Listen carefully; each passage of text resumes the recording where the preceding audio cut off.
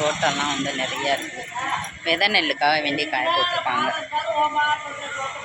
நம்ம இருக்க கடை வந்து செக்கானத்தில் செக்கானம் ஹவுஸ் ஓனர் அம்மா வந்து நெல் விவசாயம் பண்ணுறாங்க.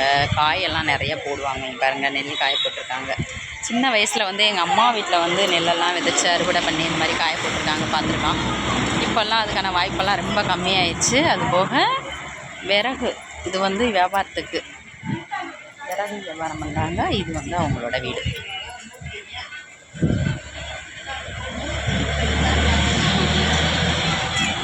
இது வந்து ஓனர் வீடு.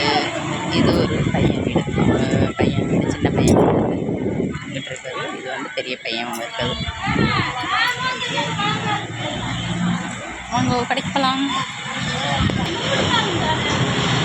இது வந்து நம்மளோட என்னோட மைஸ் குட்டி.